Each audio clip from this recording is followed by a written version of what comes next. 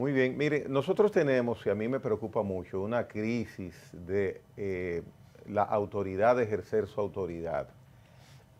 Me tocó algo que yo conozco muy bien y veo a menudo, pero me tocó directamente esta semana. Fui a la feria, me parqué, intenté parquearme cerca de la Cámara, cerca del Congreso, en la isleta que pertenece, es Jiménez Moya, eso. Había un espacio y viene un hombre de algunos 40 años, un poco minusválido, cojeaba con un bastón, caminaba normal pero cojeaba, y cuando me desmonto, hey, son 200 pesos. Desde que abre la boca me doy cuenta que él no está en sus cabales, no está en su control psíquico. Y digo, pensé, él está un poquito enajenado. Me di cuenta que estaba influido de bebida alcohólica. Inclusive vi una botellita de esos pitufos ahí cerca del vehículo mío y de inmediatamente colegí que pertenecía a él, ya vacía. Y yo digo, 200 pesos, pero yo estoy en la calle aquí, dice, no, no, no, aquí son 200 pesos, todo esto lo controlo yo, y seguía hablando de esa manera.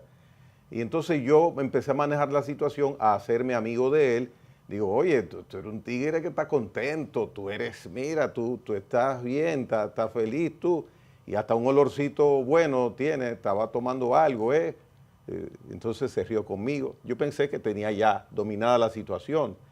Me voy a marchar y ¿Seguían siendo 200 pesos? seguían siendo 200 pesos. Entonces ahí ya me molesté, pero inmediatamente me controlé porque hay que saber manejarse. Y yo me manejo en situaciones así, en la calle sobre todo. Y el tipo me dice, no, son 200 pesos. Digo, mira, cuando yo vuelva, te voy a dar 100, pero no 200. Dice, no, son 200 y si te va te rayo la guagua. Oh.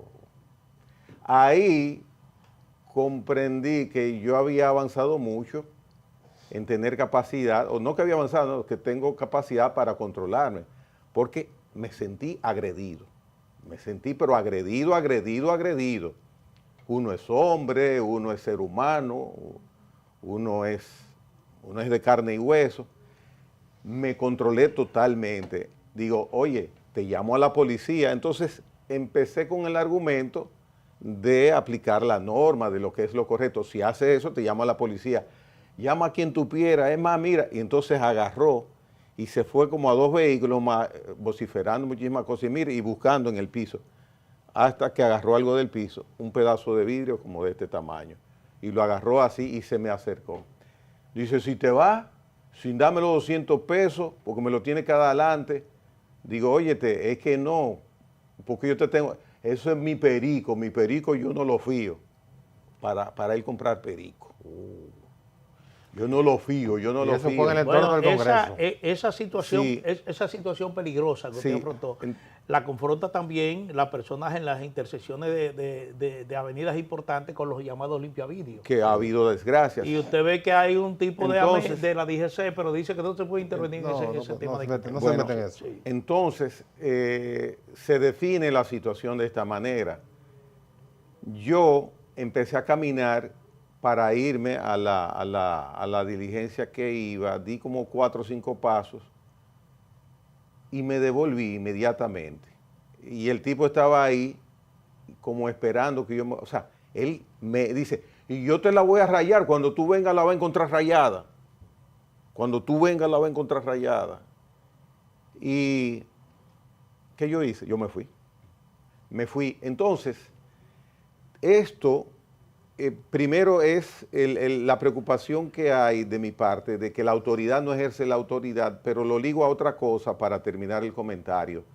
Toda esa zona, para tú parquearte, tienes normalmente que pagarle a uno de los parqueadores porque ellos ponen unos conos, sí. Quitan los conos y tú te parqueas. En agradecimiento, tú te acostumbras, eres parte de eso. Pero eso no es correcto. Eso es totalmente incorrecto e inaceptable. Porque, ok, si están ahí, bueno, vivimos en una sociedad que tiene esas costumbres, pero es una coerción para tú poder parquearte. O sea, tú no tienes la libertad, la opción de decir, pero ya luego que te quitan el cono, si el lugar fuera de ellos, ya se crea un compromiso ilegal por algo que a él no le pertenece, que está usufructuando. Entonces, donde está toda la autoridad ahí está el ayuntamiento, la alcaldía, que está el incumbente municipal, que en este caso es femenino, por eso dije alcaldesa. Entonces, ni un policía, ni un agente de la policía municipal, ni un diputado, ni un senador, ni un ministro de los que están ahí en esos alrededores, ni un viceministro. Nada. A nadie le importa, a ninguna autoridad le importa defender, velar por el derecho que yo tengo como ciudadano. Son unos irresponsables. Hasta que haya una desgracia. Sí, pero es que no debemos pensar que habrá desgracias, pero es un solemne irrespeto de las autoridades no ejercer su autoridad. Es que nos estrujan en la cara que nosotros como ciudadanos no servimos, que a ellos no les importamos, que a ellos no les importa cumplir con el deber que tienen de ejercer autoridad. Entonces, ¿quién va a empezar a corregir eso? Que las autoridades nos respeten. Y yo al señor porque este es un pobre señor que lo que está es enfermo, tiene una situación diabólica, en cualquier momento alguien lo va a matar. Entonces, ¿quién vela porque las cosas sean normalmente normales en nuestras ciudades? Tú pudiste manejar las emociones. Pudiste manejar las emociones. Sí. Pero hay otros que no no la van a manejan manejar. emociones. Sí. ¿Tú entiendes? Pero a lo que yo voy es, Nelson, al irrespeto de la autoridad hacia el ciudadano. Es que miren, eso es abusivo, irrespetuoso, indecoroso, deleznable.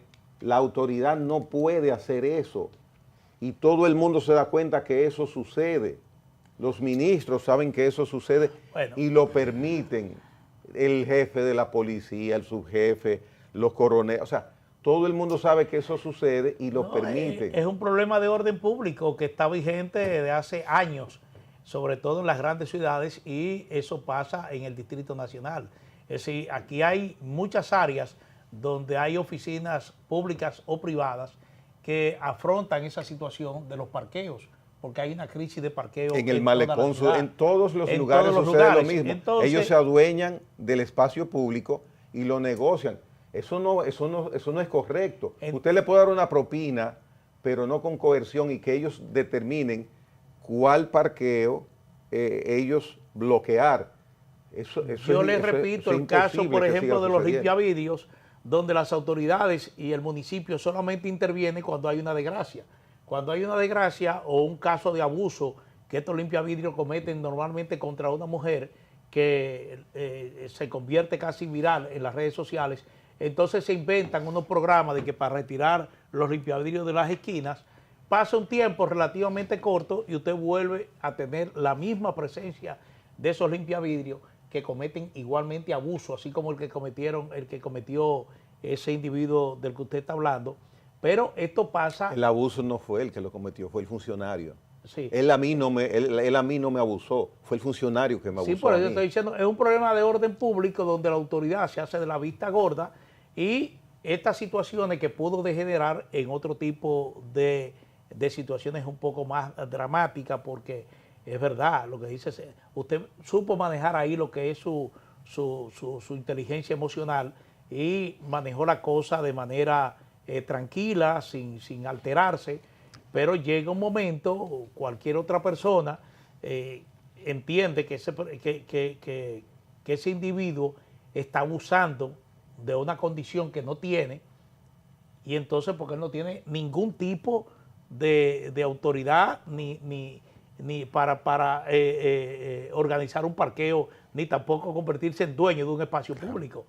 Entonces, pero la autoridad lo permite porque, como usted dice, aquí todo el mundo sabe que en la feria eso sucede. La autoridad es que me abusó a mí. Fue la autoridad que me abusó. Sucede en el área del Huacal. Sucede en todos los lugares donde hay demanda, el ciudadano va a buscar servicio de una manera. Eso hay precariedad de parqueo, entonces estos individuos, que uno pudiera calificarlos de otra manera, pero vamos a llamarlo como individuos, se aprovechan de esa deficiencia, porque en ese lugar donde está el Congreso de la República, donde está la Procuraduría General de la República, donde está la Suprema Corte de Justicia, la administración de la ciudad está ahí. La administración de la ciudad, un establecimiento que debe ejercer un control. Un establecimiento de la Junta Central Electoral. Ahí debería haber una circulación permanente de agentes montados en unos carritos, que eso no hay que inventarlo, porque ya está inventado,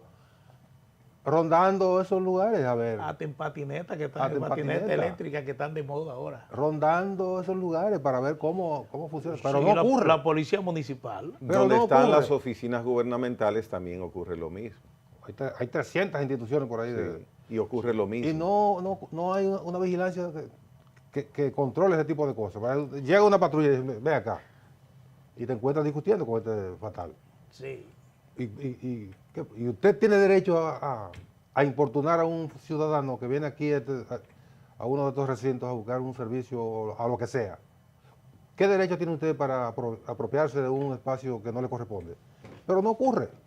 Y eso pasa con los limpiavidrios también. También. Es una situación de orden público, vuelvo y repito, donde evidentemente que falla la policía y falla la autoridad municipal. Eso es una falla que solamente interviene, vuelvo y te repito, cuando ocurre una desgracia. ¿Y cómo tú vas a permitir como autoridad que los conos los utiliza o la ciudad, escúchese el ayuntamiento, o el Ministerio de Obras Públicas, o la CAACE, el acueducto, esos conos naranja, o AOMESI, DGCET, sí. Solamente esas instituciones pueden utilizar los conos naranja, solamente ellos. Sin embargo, estos individuos tienen muchísimos de esos conos. Inclusive hay quienes se ponen chalecos lumínicos que tú piensas que son obreros de brigadas. Sí, pero la colocación de esos conos está limitada. Es decir, eso claro es cuando haya algún tipo de actividad oficial o privada, una reparación en el sitio. Por eso claro te digo, que sí. en el momento no es que tú vas a colocar un cono permanente. Es una deserción del ejercicio de la autoridad. Lo que exactamente. Lo que esperamos es que la autoridad realmente tome carta en eso, porque son situaciones que se presentan en el día a día. Situaciones que presentan en el día a día y que pueden desembocar en una tragedia. A mí, en los alrededores de un hotel importante, que había una actividad, y entonces dentro del hotel estaba ya copado, pero había espacio afuera. Yo voy a parquear, me pasa un tipo un ticket. Ese está organizado. ¿En la calle? ¿En la calle? Ajá. No, en la calle no. En un jardín. Voy a decir, fue en el Dominican Fiesta. Ajá. Fuera del recinto hay espacio. Sí, claro, claro. Y me da un ticket. Digo, ¿y este ticket para qué? No, el parqueo. Pero este ticket viene del hotel. No, esto es mío. Mira, yo no tuve la paciencia tuya, ¿no? Le dije de todo. Sí. Y oye una cosa. De casualidad al final no te voy a retratar visualmente, y si yo vengo y encuentro ese vehículo rayado, te voy a buscar y te voy a matar. No, pero excúseme, lo que pasa es que me estoy buscando la comida aquí. Tú ves, comenzamos a hablar. Toma 100 pesos. Está bien, eran 200. Pero tú estabas en desventaja frente a él, Nelson, en todos los sentidos, porque tú ibas a perder, tú tenías que perder, pero ese señor te hacía algo y tú no había forma de localizarlo. Pero yo lo que hice fue dominar la situación. ¿Qué matar qué? No, pero tú, claro, la mitad del pleito se gana con aguaje, pero el problema es el mal de fondo. Cuando él bajó me dijo, no, lo que pasa es que me estoy buscando la comida aquí, tú sabes que esto está duro. Digo, es verdad, la cosa está dura, para mí también está dura. Ahí está planteado el problema, lo que hay que esperar es qué hace la autoridad. Mire, señores, en el día de ayer, guardacosta cubano intervinieron una lancha rápida que según la versión venía desde Miami. Mataron a sus 10 tripulantes. Inicialmente se habló de 6. De 4 primero. Inicialmente sí se habló de 6, pero ya al caer la noche un comunicado del Ministerio del Interior cubano cuantificaba en 10 las personas que fueron muertas durante ese operativo. En aguas territoriales de Cuba. De Cuba. Dice la autoridad cubana que esas personas que iban en esa lancha, cuando le dieron la orden de alto, dispararon contra los guardacostas cubanos y entonces ellos respondieron el fuego y esas personas terminaron muertas. Hay una información que surge hoy en la mañana de que la intención de esa persona era infiltrarse en la isla de Cuba en un momento en que Cuba está viviendo una situación bastante difícil. Las autoridades del estado de la Florida dicen que van a investigar el hecho. No es la primera vez que sucede una situación similar. Sí. Hay que recordar que incluso en una ocasión cuando la famosa esta avioneta que volaban cerca del perímetro cubano derribaron Hermanos de la Libertad. Sí, Hermanos de la Libertad derribaron una avioneta. Y esto uno no sabe hasta qué punto puede complicar la situación de Estados Unidos. Hermanos al rescate. Sí, hermanos al rescate.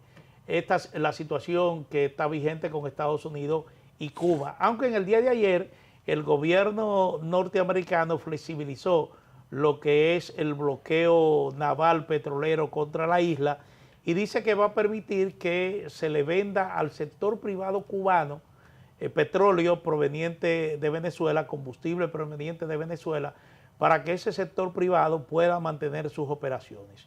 ¿Cuál es el sector privado que está en Cuba? Bueno, es muy limitado, porque hay un sector mixto, por ejemplo, de MIPYME. En MIPYME ellos experimentaron una especie de plan piloto para ir privatizando pequeñas empresas, pero que tienen una participación mixta. Están los hoteles, que son mayormente de inversión extranjera, fundamentalmente española, mexicana, europea me refiero más allá de España, que también tienen inversiones en el sector hotelero cubano, y esas son las empresas que estarían comprando directamente combustible venezolano que ha permitido el gobierno del presidente Trump. Pero este incidente se produjo en el día de ayer. 10 muertos, que probablemente son cubanos exiliados. Todavía no se han identificado, pero esa es lo que uno supone que debería haber ocurrido. Hay muchísimas referencias históricas de lo que ha ocurrido con estas hostilidades, o este hostigamiento desde el territorio básicamente de Miami, o la cercanía con Cuba, que está creo que a 90 millas náuticas del territorio cubano. Entonces hay una permanente aprensión de Cuba de que pueda infiltrarse desde Miami cualquier grupo de exiliados. Esto hay que conectarlo también directamente con lo que ha ocurrido en el Pacífico y en el Caribe. Esto lo que está es mandando un mal mensaje. Estos operativos, con el abatimiento de lanchas con mucha frecuencia, que ya van por 180 muertos en estos enfrentamientos, aquí no cabe ni siquiera enfrentamientos con intercambio de disparos. Sí. Antes de ayer se anunció otro operativo. Sencillamente de la Armada de los Estados Unidos. Abaten una embarcación, le indican de inmediato la condición de narcotraficante y eso cierra el expediente. Entonces, en Cuba, que está, reitero, con esta aprehensión de que pueda ser atacada en cualquier momento, entonces percibe que hay una incursión de una nave no autorizada y bueno, va a reaccionar. Ayer el vicepresidente de Estados Unidos hablaba no recuerdo si fue de esa lancha, hablaba de una situación que se produjo también con una embarcación, en este caso fue con una embarcación de la Armada de los Estados Unidos, y él le explicaba que no hubo ningún incidente mayor porque la nave estaba en aguas territoriales en aguas internacionales, no en territorio cubano. O sea, todavía las Fuerzas Armadas de Estados Unidos no han incursionado en el territorio, en las aguas territoriales de Cuba. Por consiguiente, no hay una situación mayor. Pero en este caso, parece que son elementos civiles y eso se conecta de inmediato con Bahía de Cochino, que hace rato que están fuñendo. No, y hay otras infiltraciones en Cuba. Tú recuerdas que en una ocasión se comenzaron a poner bombas en hoteles cubanos. Hasta que mi compadre corrigió la situación. El responsable fue localizado. Mi compadre fue detenido. Corrigió la situación y no volvió pues ya se estaba tornando en una moda con la intención de ahuyentar el capital en los hoteles que comenzaba a florecer. Entonces mi compadre le dijo, mira, resuelvan eso, y lo resolvieron para siempre. Habrá que ver la actitud militar o diplomática que toma Estados Unidos frente a este hecho. No hay una aseveración categórica. Está desautorizado. Hasta ahora. El problema es que no hay mucha calidad moral. Calidad moral para eso. Lo malo es que estamos hablando de más seres humanos. Bueno, cada momento que ustedes mencionan acá también, en el Pacífico, ya hay 3 más, 4 más. Los que salen de Venezuela parece que ya dejaron de salir. El último operativo de la Armada de los Estados Unidos, yo creo que dejó un saldo de 11 muertos. 11 muertos. Y solamente un reclamo ha habido, me parece, Sí. de familiares. Una familia de Trinidad y Tobago. Eso, reitero, a mí me extraña bastante esa omisión por parte de los deudos de esas personas. No sé cuál es la realidad de esta inobservancia, pero llama la atención. Sí, se está generando una situación de mucha tensión. Parece que el presidente Trump está oyendo a los asesores que son más sensatos, porque hay asesores que son insensatos en el gobierno de los Estados Unidos, como ocurre en todas partes. Pero parece que le está escuchando, poniendo más atención. ¿Se imagina cuáles son esos insensatos? Uno tiene nombres ya. Sí, uno tiene nombres. Entonces él ha ido bajando un poco el tono. Ya no dice que una opción militar está sobre la mesa para Cuba. Le han dicho que el asunto se puede manejar mejor. Y esa autorización para que el sector privado cubano pueda adquirir petróleo y combustible para seguir operando, yo creo que va en la línea de que se está imponiendo la corriente sensata, en lo que se busca, qué sé yo, cómo ponen ellos en operación las intenciones que tienen para que en Cuba haya una situación menos apremiante, como dicen ellos, que es una situación de asfixia de la libertad. Todo eso es relativo, pero es su discurso. Yo siempre he pensado que si Estados Unidos quisiera o buscar una salida para que Cuba deje su criterio de anti Estados Unidos, yo simplemente le levantaría el embargo. Ahí se hacen amiguitos de una vez. Y los contamino Claro. con los beneficios del capitalismo. Bueno, es que eso no va a ocurrir porque Estados Unidos, el discurso que ha mantenido, la narrativa es que Cuba tiene que volver al orden democrático. Y entonces, cuando Trump habla que se está negociando con Cuba, esa negociación entraña precisamente que yo te puedo ir levantando ese bloqueo, pero a condición de que tú me vayas retornando, aunque sea gradualmente, al orden democrático. Y los cubanos, yo no creo que estén en eso, esa camarilla gobernante, no creo que estén en eso. Bueno, debemos hacer una pausa técnica, en breve retornamos.